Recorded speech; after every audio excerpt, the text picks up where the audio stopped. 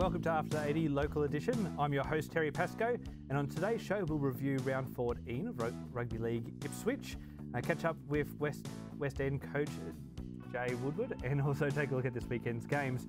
Joining me each and every week, Anthony Bomber Breeze, welcome. Hi, it's good to be here again. We saw some great action on the weekend, and obviously Rugby League as a whole on the weekend at the Origin levels was great too. So now, before we get the show going, you got a bit of breaking news for us. Yeah, last night word broke that Laurie Campbell has been relieved of his duties as coach of the Goodna Club. Laurie and Albie, who was assistant coach, have both been relieved of their duties. I'm not sure who will be coaching them for the rest of the year or what the reasons are, but anyway, I'd just like to wish Laurie all the best. He's been involved in rugby league for about 32 years now. He's one of the nicest blokes that you'll find around rugby league. So good luck to Laurie, and obviously good luck to Albie with what their future holds. Now this is off the back also of the points being taken off Goodna as well, is it? Yeah, well, as you'll see later on there, the points now, the 6 points have been taken off them in A grade and reserve grade for the forfeit that happened earlier on in the year. They've exhausted all their appeal avenues now to the QRL, and the 6 points have come off. So it'll be a big loss and a big ask from now to make the semis in both grades. We'll see what happens. Also, our special guest this week, joining us on the panel, is West End's coach, Jae Woodward. Welcome. Thanks, Terry. Thanks for having me. No worries at all. Now, if you'd like to join the discussion, you can find us on Facebook. Just go to Phoenix Media Hub, like the page, and keep up to date with everything after the 80. Now, Jae, not the best start to the year or best year for you at the moment at West End? Yeah, we got a young side. The enthusiasm's there. Just not getting the points on the board at the end. A couple of close games, but we just need to find a way to get that winning happening.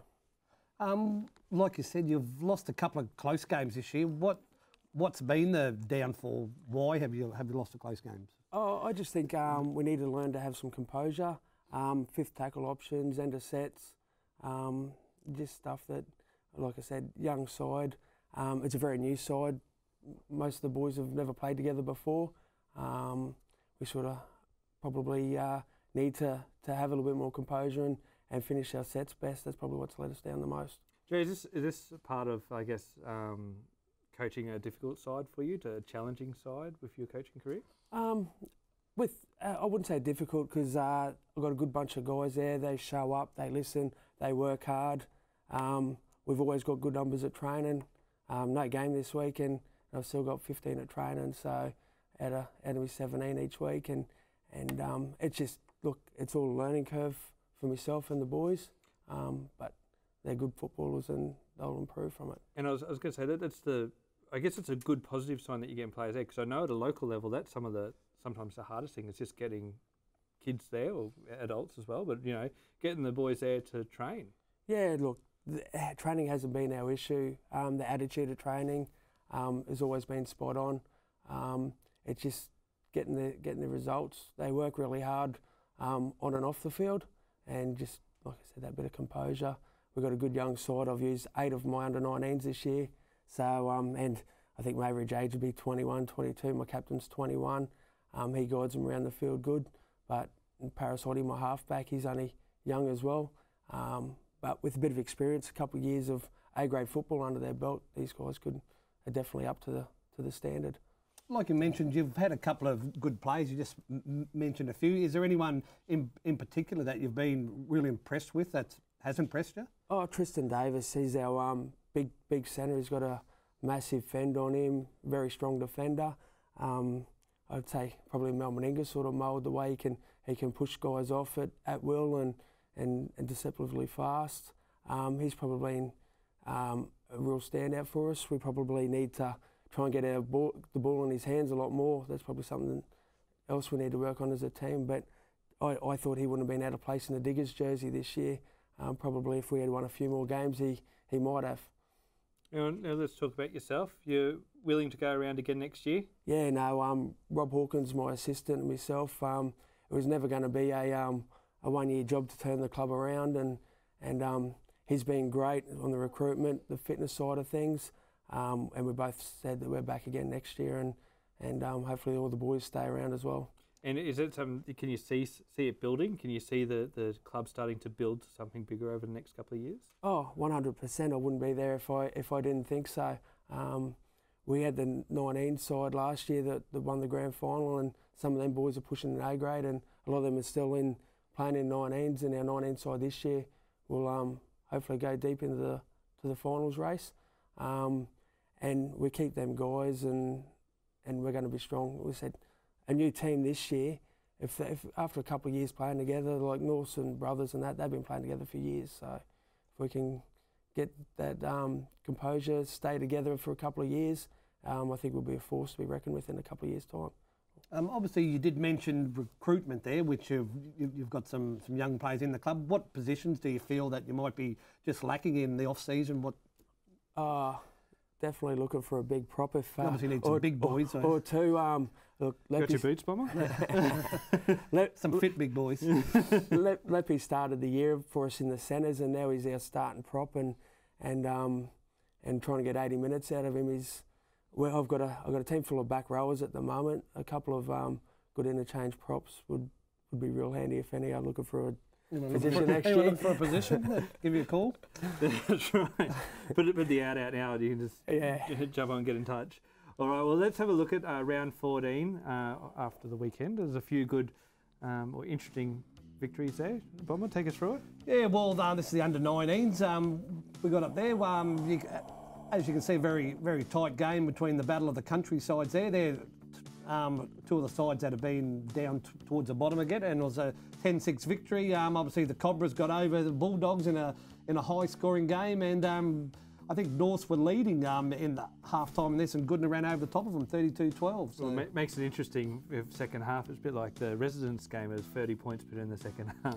Yeah. So, and I guess for West End Bulldogs, just unlucky there against Eastern Cobras. Yeah, they probably put on one of their worst performances, I think, especially in the first half. They come back a bit better in the second half, but like I said, 4 of them guys backed up and played for me after this game. So. All right, now let's have a look at the competition ladder after the round 14 there of the under-19s. Brothers still leading the competition. Yeah, well, they had a bye last weekend, so obviously they got to 3 points. But if you have a look from teams 2 to 6, we've got 33 down to 29. We've got 29, 230, and 330. So they're all must-win games now for all the teams, for North, West End, Cobras and Fassifern. They're all must-win, aren't they, Jay? Yes, definitely. It's a good competition, that under-19s. I've seen Fassifern can roll anyone on their day. Rosewood are building. Pickle's got a good young side out there, and I think the majority of them will go around again next year as well. And we'll have a look at reserve grade now. This is after round 14 as well. A draw, we'd like to see.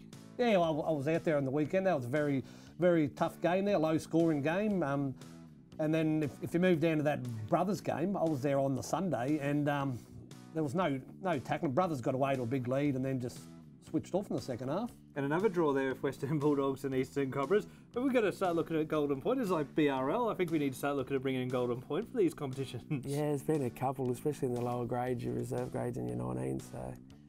And a strong win for Goodna over Norse. Over Norse too, yeah. Norse was second on the ladder and Goodna were third, so they've just swapped positions now. So thought it might have been a little bit closer that game, but obviously the Eagles got over the top of them. All right, we'll have a look at the competition ladder after those results. We will. So yeah, Brothers as well. So it looks like there's a bit of strong backing there for Brothers in the lower grades. Yeah, Brothers have got a lot of depth, as you can see through most of the grades there.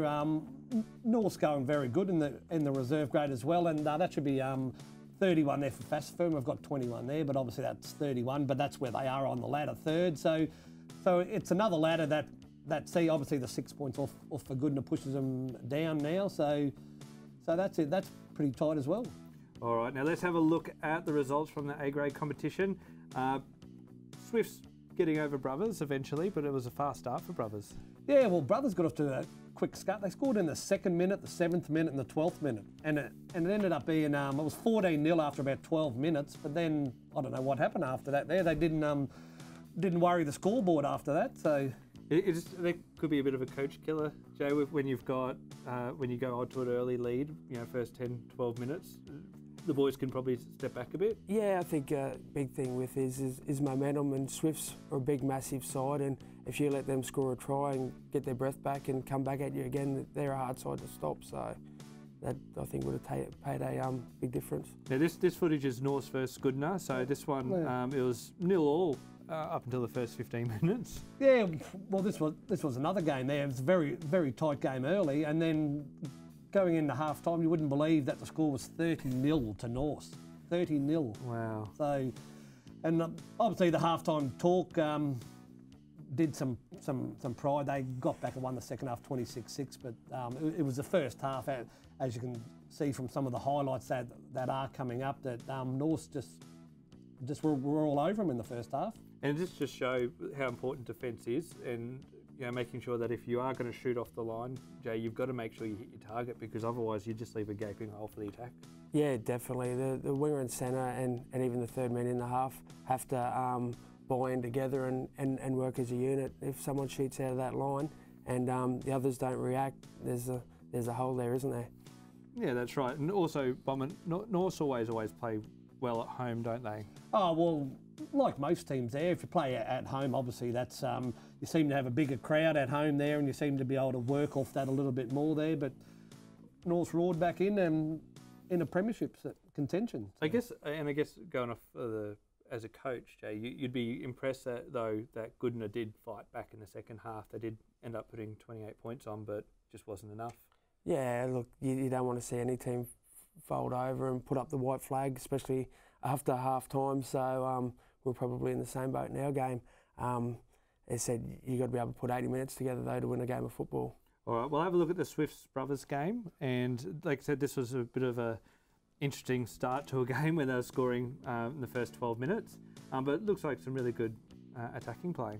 Yeah, well, like I said earlier, brothers got off to a blistering start there, and you'll probably see their first 3 tries here. Every time they got up near the try line there, Swifts just couldn't get hold of them. Look, they're just putting hands out, getting swatted off and all that there. I think Elijah scores here, and that was about 10-0 after 7 minutes. So, geez, I wouldn't mind seeing that go to the bunker. What do you reckon? Do you reckon there might have been a slight obstruction in that second try? There's a few tries that we might see going to the bunker for the IRL, but.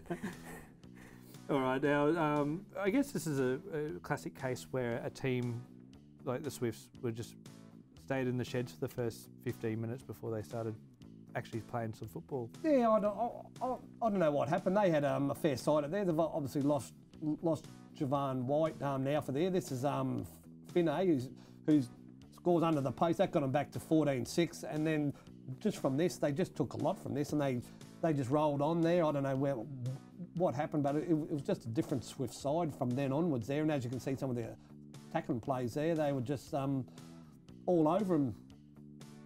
Yeah, look, and this was, I guess, Brothers just couldn't match it with them in the end. Once Swift started just getting on a roll, that it was.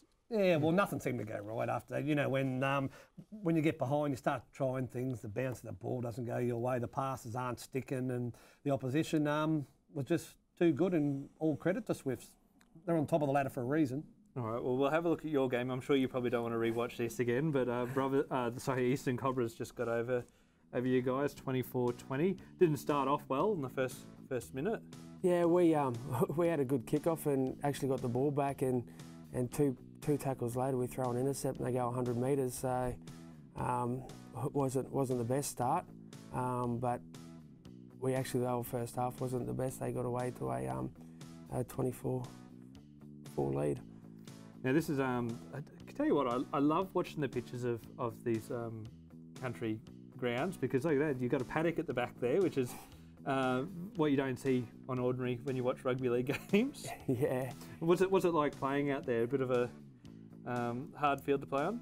Yeah, it's probably one of the hardest run around Ipswich. It's not that far out of town, it's only at East Ipswich, but an old farmer owns the land beside us, and we pull our water out of the river, and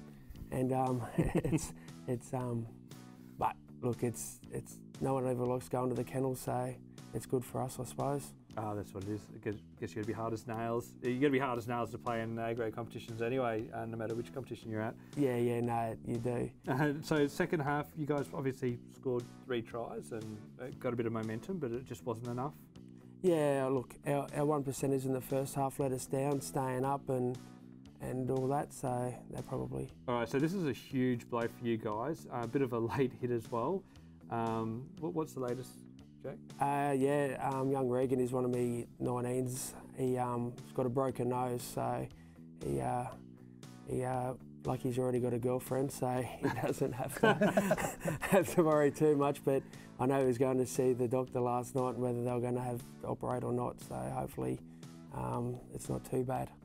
All right, and but I guess it finished, controversially, just knocking the ball on over the line. I guess one we talked about could probably go to the bunker. Yeah. Oh no, he definitely he definitely dropped it. But he's been one of our best performers for the year, and that drop ball didn't lose us the game. Letting in 24 points in the first half is what lost us the game. And like I said before, doing them little 1%ers in the first half, we tidied them up in the second half. We just didn't quite get there. All right, well, let's have a look at the A grade competition ladder after round 14. Again, like you said, Bomber, Goodna losing their 6 points. Yeah, well, obviously that pushes them down to 5th there, and that's 7 points behind. So it's going to be a tough ask now for obviously the new coach at Goodna there to try and get them up there. Obviously, Brothers and Norse are probably happy that they have lost the 6 points, gives them a little bit more breathing space. But obviously the two teams that have raced away with it are Swiss and Fassifern there. 36 is up the top, so and both looking in good form. So. And I guess this is the competition starting to hit its straps now as well, because I mean when we first started the show, it was all very outside of you guys, unfortunately, Jay, but it was very close. Where now the teams are starting to shine. Yeah, well, like they say, the players with the teams with the bigger depth rise to the top, the cream rise to the top, and unfortunately the teams at the bottom there, like we've got the Cobras and West End there, they haven't been losing games by many, but unfortunately they've been losing them, and that's what really hurts. So. All right, well that's round 14 all done and dusted. Let's go to this week's player profile.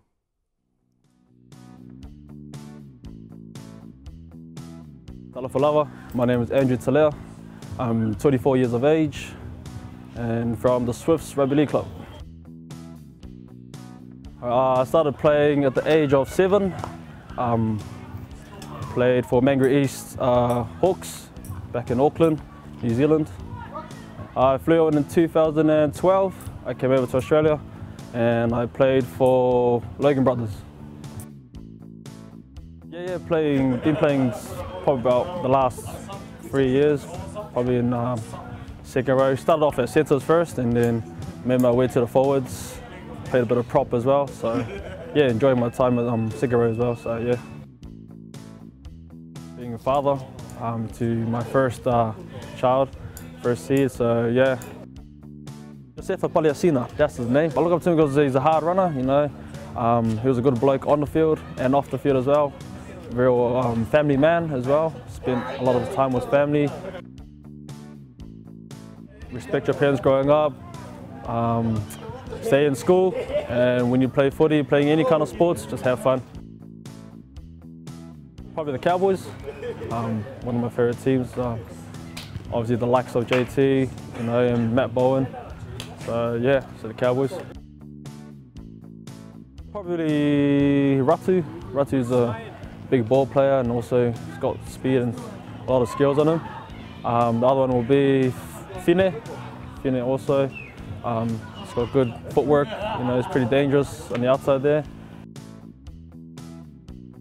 Just the brotherhood we have here at the Swifts, you know, it's pretty strong. The boys turn up for each other. But yeah, no, just the culture of the club as well. You know, big change this year. Everyone's coming to training, having fun, turning up for a reason and a purpose as well. So. Thank you to Andrew Telea there from the Swift Bluebirds. I guess the boys must get a bit of a kick out of doing these player profiles. Yeah, I'm sure they do. They all like to get in front of the camera. You only have to look at their Facebooks to see that. So. All right, well, let's have a look at this weekend's game, round 15, kicking off on Saturday. Some interesting clashes, Bomber. Yeah, well, like I said, that Goodna Fassifern, like I said, Goodna can't afford to be losing, and they're playing probably one of the top teams in Fassifern. So this loss could nearly be the end of them. So, and also West End obviously playing Rosewood, they don't have the A grade, so an under 19 and a reserve grade clash down at Daniels Park. So is that a buy for you guys, Jay? Yeah, that's a buy for us. So the A grade boys get to have a rest and think about Fassifern the following week. Do you still encourage them to go to these games, support the younger blokes, and have a bit of a drink and have fun with it? All the A-grade boys have been told they're to be at the game on Saturday night, and look, they're all mates with the boys who are in the reserve grade and the 19s who play up with us. So I'd expect nearly all of them to be there at the game. Which is the game of the weekend that you like? Well, like I just mentioned there, the Goodna-Fassifern game. Goodna on form with the players should push Fassifern a big way, but Fassifern are starting to look the goods, and I feel they're the premiership favourites. So, and obviously the North Swiss game, that's going to be a good game there. Norths need to keep winning too to pull away. So, all right. Well, State of Origin was on the weekend, and I think there's a lot to talk about with this one. What was your take on it, Bomber? Oh well, obviously being a Blues supporter, it was a win there. It wasn't like one of the greatest games you ever seen, but it was a good game. I really enjoyed it. And obviously Queensland had the chances to win. It's obviously two teams that are reasonably evenly matched there. We got away with it in the end, so they're happy. And Joe, I guess this proves that Queensland really need to look at a first-string kicker. Like, we can't be just giving it to someone that can kick part-time, doesn't it? Because, I mean, that's all it was, 2 conversions that could have been drawn up. Yeah, it's a job now. It's not a luxury. You have to have a good kicker in your side to be able to take them points. You can't give away anything at the moment. So. And what was your take on the penalty tries? I guess there was one penalty try and the other one was in the Symbian of James Roberts. You reckon fair calls? Yeah, well obviously they were both different. Like I said, the first one there was nobody back for Queensland there, so it was a fair chance that he probably got it, whereas obviously Tommy Turbo was back there, which obviously made that decision a little bit different there. It was probably a big call. We haven't seen many penalty tries around, and I suppose that's why social media blew up. They don't see many penalty tries. Normally in an NRL game, they probably would have awarded a penalty try. They would have sent him the sin bin for 10 minutes, professional foul. So. I just wonder, because I mean, the other argument is that Ben Hunt was bracing himself. Like, yes, he does sort of lean in, but I guess you would do that as a player anyway. He didn't lean in to hit him, but he still sort of braced himself to do it and put his shoulder down. Do you still think that it constituted as a penalty try? Because he didn't really move out of his own line. He sort of held his ground. There had to be something there. Penalty try, I'm probably unsure of. The ball held up for a long time, so even if he did get to the first person to get to the ball, there's no guarantee that he was going to get that ball down. He wasn't taking over the dead ball line. So penalty try, real big call, but I suppose Benny Hunt and the bin for 10 could have, if that was the alternative, they might have scored a couple of tries there. Well, that's right. And that would have been the alternative, is that it would have been, it could have been him 10 in the bin. But you see with sides, they lift when they've got a player in the sin bin. They lift. Look what happened with New South Wales when James Roberts was gone. Well, like James Roberts got 10 in the sin bin. Queensland had ample opportunity to do it, and they just took, like you said, poor options there. A kick on the third tackle that went dead. I think they kicked dead twice. Well, that's not what you want. You want them, the ball in the field of play. You don't want rest, do you? And the positive, I guess, for New South Wales, and I heard an interview of Tommy Turbo afterwards, is how Luke Keary was, sorry, not Luke Keary, I'm thinking of the wrong person name. He's in the squad. Cleary. Nathan Cleary. Nathan Cleary. They said his talk in defence when James Robert wasn't there was incredible. Yeah. Like he was always talking, and it was someone, even though Tommy's got a lot more NRL games behind him, he took charge of that situation and made sure he was communicating clearly in defence. And I guess that's what you want to see in a defensive line from your players. Yeah, well, he's come from good seeds. He's played football for a long time and grown up around it. So Cleary's obviously knew what to do on the big stage and showed it. So what did we make of the Sunday night game, Bomber? What do you think? It started a bit earlier because everyone criticised it starting at 8:30 on a Wednesday night. So we started at 7:45. It was still too late. I think it could have been at 7 o'clock kickoff there. They got heaps of time. It could have even been in the afternoon. We have an NRL game at 4 o'clock every Sunday, so it could have started at 4 o'clock. I still think these games start too late. We want the young kids to watch them there, and I'm not sure some of them do watch them, even if they're allowed to stay up. By half time, they're asleep. That's exactly right. I guess, would you think that a move to a Sunday afternoon game would be viable for the NRL? Yeah, well, it's all about TV numbers and all the rest, I guess, for Channel 9. They make the decisions on when they think they're going to have more people watching TV. But a Sunday afternoon, there'd be more barbecues and it'd people will be able to make a bigger thing of it, wouldn't they? Well, I guess they've missed that argument now because, well, they can't have that argument about ratings because it showed that they got higher ratings on the Wednesday game. And it's a bit of a, from what I read, that it's a bit of a ratings flop. I mean, the good part of the weekend was the women's game rated really well, and so did the Pacific Test. They were incredible. So maybe that's where we should be saying is, all right, let's keep it on Sunday, but let's have the women's always on a Friday night and the Pacific Test. Yeah, well, the women's game, it began the weekend off good there. It was the best game out of all of them that I watched, and I watched all of them there. The women's game, it was a brilliant game. Obviously, New South Wales just got away with it there, but there was two evenly matched teams, and then we went into the Polynesian games there, and they were great too. So. They were incredible games. I think I heard a lot of atmosphere for the Tongan game was grand final-esque or State of Origin-esque, but it's again down at the suburban ground, which was good to see. Yeah. All right, well, that's all the time we have for After the 80 local edition today. Thanks for coming on to the show, Jay. Thanks for having me, Terry. And Bomber, as per usual, thank you very much for your efforts. No worries, good to be here. All right, well, I hope you enjoy the show as much as we do. For more updates, just make sure you head to our Facebook page, Phoenix Media Hub. I'm Terry Pascoe. Thanks for watching.